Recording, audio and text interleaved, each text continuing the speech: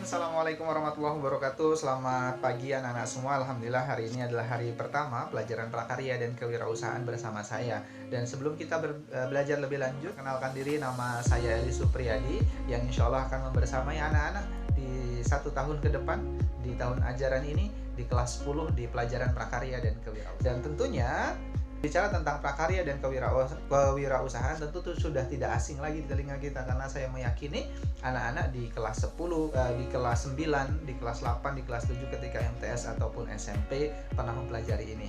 Nah, kali ini di pelajaran prakarya dan kewirausahaan di kelas 10 ini kita akan coba untuk lebih mempertajam lagi tentang ke prakarya dan kewirausahaan itu sendiri. Nah, anak-anak sekalian, di prakarya dan kewirausahaan di kelas 10 ini, di bab pertama kita akan belajar tentang peluang usaha kerajinan dengan budaya lokal, dengan inspirasi budaya lokal non-benda. Yang selanjutnya adalah tentu ketika proses pembelajaran ada sesuatu hal yang perlu kita capai bersama-sama, maka ada sebuah tujuan pembelajaran. Apa itu tujuan pembelajaran? Ada 5 hal yang diharapkan setelah pelajaran prakarya dan kewirausahaan ini kita bisa capai bersama. Yang pertama adalah anak-anak diharapkan mampu menjelaskan tentang jenis karakteristik kewirausahaan. Yang kedua, anak-anak mampu memahami pengembangan kewirausahaan. Yang ketiga, anak-anak mampu mendeskripsikan ide dan analisis peluang usaha budaya lokal non-benda. Yang ketiga adalah anak-anak diharapkan mampu memahami administrasi inspirasi budaya lokal non-benda. Yang selanjutnya adalah anak-anak mampu menguraikan komponen dan langkah perencanaan usaha budaya lokal non-benda. Yang kemudian diharapkan juga ada nilai karakter yang dikembangkan nantinya di dalam diri anak-anak. Yang salah satunya adalah berjiwa wirausaha, bekerja keras, bekerja sama, berpikir kreatif dan inovasi, serta bertanggung jawab. Nah, itu adalah hal-hal yang kemudian diharapkan setelah proses pembelajaran prakarya dan kewirausahaan di kelas 10 ini itu bisa kita capai bersama-sama. Oke? Nah, sebelum kita belajar lebih lanjut tentang prakarya dan kewirausahaan, maka kita perlu tahu dulu apa itu wirausaha. Dan tentunya sudah tidak asing lagi di telinga kita karena mungkin pernah dengar, pernah searching dan yang lainnya. Nah, wirausaha itu sederhananya adalah seseorang yang memiliki kemampuan untuk menilai peluang yang ada di lingkungannya. Nah, ya, memiliki kemampuan melihat serta menilai peluang-peluang bisnis, mengumpulkan sumber daya yang diperlukan untuk kemudian mengambil sebuah tindakan yang tepat guna untuk meraih kesuksesannya. Jadi dia punya kemampuan melihat peluang dari sumber daya yang ada di lingkungannya, kemudian sumber daya itu dimanfaatkan dengan tepat guna untuk meraih kesuksesannya. Lalu wirausahawan atau entrepreneur yang sering kita dengar apa? Adalah seseorang yang membangun sumber daya kerja atau orang yang membawa perubahan dan inovasi. Dan selanjutnya adalah ada karakteristik atau dimensi kewirausahaan. Karakteristik orang berwirausaha itu apa? Karakteristik ini adalah hal-hal yang perlu kita miliki sebagai seorang pengusaha. Yang pertama adalah kualitas dasar kewirausahaan yang terdiri dari 3 hal. Ya. Yang pertama adalah daya pikir berbicara tentang kreatif, inovatif, kemudian berpikir mengembangkan, berpikir menciptakan produk dan layanan baru dan yang lainnya. Kemudian yang kedua ada daya hati berbicara tentang inisiatif, kemudian mempunyai keberanian moral untuk mengenalkan hal-hal baru, memiliki tanggung jawab yang tinggi, gigih dan yang lainnya. Yang selanjutnya yang nomor 3 adalah daya fisik. Daya fisik adalah berbicara tentang ketahanan tubuh kita, kesehatan tubuh kita. Nah, itu adalah kualitas dasar kewirausahaan yang ada 3 hal. Ada daya pikir, daya hati, dan daya fisik. Selanjutnya, yang kedua adalah kualitas instrumental kewirausahaan. Berbicara kualitas instrumental kewirausahaan adalah berbicara tentang disiplin ilmu. Ilmu-ilmu apa saja yang perlu kita miliki. Dan berbicara disiplin ilmu, tidak hanya satu ilmu yang harus kita miliki atau monodisiplin ilmu, tapi ada antar disiplin, kemudian ada lintas disiplin. Apa itu monodisiplin ilmu? Monodisiplin ilmu berbicara tentang ekonomi, matematika, manajemen, dan sebagainya. Lalu antar disiplin ilmu itu berbicara tentang manajemen perusahaan, ekonomi pertanian, atau yang lainnya. Yang selanjutnya adalah lintas disiplin ilmu. Lintas disiplin ilmu itu berbicara tentang lingkungan hidup, kependudukan, dan yang lainnya. Jadi hal-hal itulah yang perlu kita miliki, karakteristik dimensi karakteristik ataupun dimensi kewirausahaan. Yang pertama adalah kualitas dasar kewirausahaan, yang kedua adalah kualitas instrumental kewirausahaan.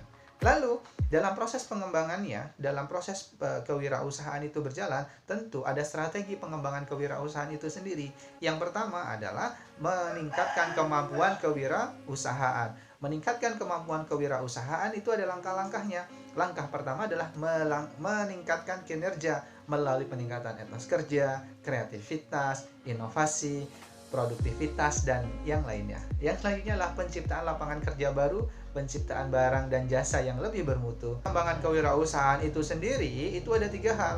Yang pertama adalah yang tadi, ya. Yang kedua adalah, yang pertama adalah meningkatkan kemampuan kewirausahaan. Yang kedua apa? Yang kedua adalah membudayakan kewirausahaan. Yang ketiga apa? Yang ketiga adalah memberdayakan sumber daya yang ada di lingkungannya. Orang yang berwirausaha tentunya punya ciri-ciri dalam dirinya. Ciri-cirinya apa? Ciri-cirinya adalah dia selalu berorientasi pada tugas dan hasil. Terus kemudian dia berani mengambil resiko. Selanjutnya, dia memiliki jiwa kepemimpinan. Karena sejatinya diri kita adalah seorang pemimpin. Paling tidak adalah memimpin untuk dirinya sendiri. Yang selanjutnya adalah berorientasi ke masa depan. Pikirannya, dia selalu berpikir 1 tahun, 2 tahun, 3 tahun, 4 tahun, dan seterusnya. Hal apa yang ingin dia capai? Termasuk hari ini, anak-anak kelas 10. Tapi ketika berpikir hanya di kelas 10, ya selamanya nanti akan di situ. Tapi bagaimana kemudian di kelas 10 tapi mulai berpikir, kelas 10 ini targetnya apa? Terus kemudian kelas 11, kelas 12, bahkan kalau sudah lulus nanti arahnya kemana dan selanjutnya. Nah itu tentunya nanti kita di bahasan yang lain ya. Nah, selanjutnya adalah sebagai seorang wirausaha kita punya ciri-ciri apa? Memiliki rasa percaya diri. Nah, itu adalah 5 hal tentang ciri-ciri kewirausahaan. Lalu, ada sifat-sifat kewirausahaan. Sifat-sifat kewirausahaan itu apa? Sifat-sifat kewirausahaan adalah sifat yang harus dimiliki sebagai seorang wirausaha atau sebagai seorang entrepreneur gitu ya. Yang pertama harus disiplin, yang kedua berkomitmen tinggi, yang ketiga jujur, yang keempat kreatif dan inovatif, yang kelima adalah mandiri. Dan ini pun 5 hal yang dalam diri kita harus kita miliki juga. Memiliki sifat disiplin, komitmennya tinggi, jujur, kreatif, inovatif, serta mandiri. Dan yang selanjutnya adalah ada faktor-faktor yang mempengaruhi keberhasilan berwirausaha. Faktornya apa? Yang pertama, kita harus memiliki keyakinan, kemandirian, dan optimisme. Yang kedua, selalu berusaha untuk berprestasi, memiliki ketekunan dan ketabahan. Yang ketiga, suka pada tantangan. Yang keempat, suka terhadap kritik yang membangun. Jadi kalau ada orang yang memberikan masukan tentang produk kita, tentang karya kita jangan langsung baperan gitu ya. Tapi kita bersyukur ada orang yang mau mengkoreksi produk kita, mau mengkoreksi karya kita untuk jauh lebih baik dari sebelumnya. Yang selanjutnya adalah kita memiliki inovasi dan kreativitas tinggi. Yang selanjutnya adalah kita berorientasi pada masa depan. Dan saat ada faktor penyebab keberhasilan, tentu ada faktor penyebab kegagalan.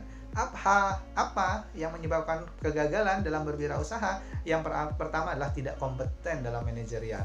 Yang kedua adalah kurang berpengalaman. Nah, kurang berhasilnya kita hari ini, jadikan itu sebuah pengalaman agar itu tidak terulang lagi di masa depan. Yang selanjutnya adalah kurang dapat mengendalikan keuangan. Yang selanjutnya adalah gagal dalam perencanaan. Yang kelima adalah lokasi yang kurang memadai. Yang keenam adalah kurangnya pengawasan peralatan. Itu adalah 6 hal yang menyebabkan kegagalan seorang berwirausaha.